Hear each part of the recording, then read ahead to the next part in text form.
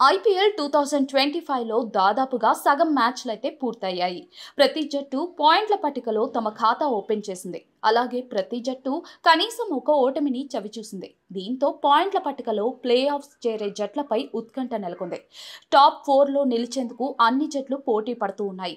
ఈ రేస్లో sun Risers Hyderabad కంటే ముంబై ఇండియన్స్ స్వల్ప ఆధిక్యాన్ని సంపాదించుకుంది.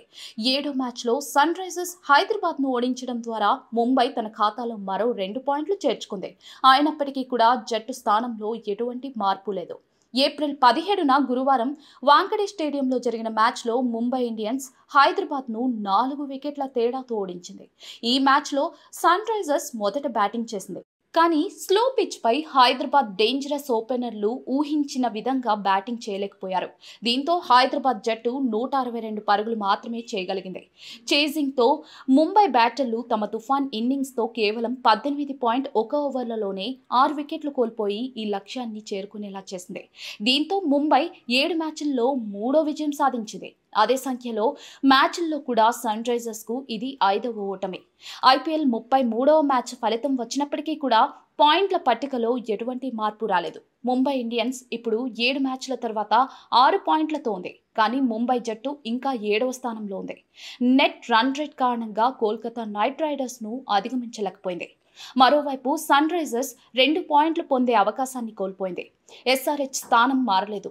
7 మ్యాచ్ల్లో 4 పాయింట్లతో ఇప్పటికీ కూడా 9వ స్థానంలో కొనసాగుతూ ఉంది. ఇక చెన్నై సూపర్ కింగ్స్ ఇప్పటికీ కూడా చివరి స్థానంలోనే ఉంది. ఢిల్లీ క్యాపిటల్స్ గరిష్టంగా 10 పాయింట్లతో మొదటి స్థానంలో కొనసాగుతూ ఉంది.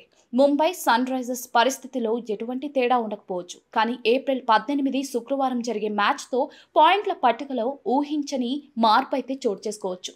ఐపీఎల్ 34వ మ్యాచ్లో రాయల్ ఛాలెంజర్స్ బెంగళూరు పంజాబ్ కింగ్స్తో తలపడనుంది. ఈ 2 జట్లు టాప్ 4లో ఉన్నాయి. రెండిటికి తలో 8 పాయింట్లు ఉన్నాయి. ఈ 2 జట్లకు నెంబర్ 1 అయ్యే అవకాశం ఉంది. బెంగళూరు చాలా దగ్గరగా ఉంది. ప్రస్తుతం 3వ స్థానంలో ఉన్న బెంగళూరు ఈ మ్యాచ్ గెలిస్తే 10 పాయింట్లతో నెంబర్ 1 స్థానానికి చేరుకుంటుంది. Bengaluru net run rate Delhi క్యాపిటల్స్కి చాలా దగ్గరగా ఉంది. మరోవైపు 4వ స్థానంలో ఉన్న పంజాబ్ గెలిస్తే మాత్రం పాయింట్ల పట్టికలో కీలక మార్పులు చోటు చేసుకుంటాయి. అయితే అది రన్ రేట్లో చాలా వెనుకబడి ఉంది. గెలిస్తే పంజాబ్ జట్టు కనీసం 2వ స్థానానికి చేరుకోగలదు.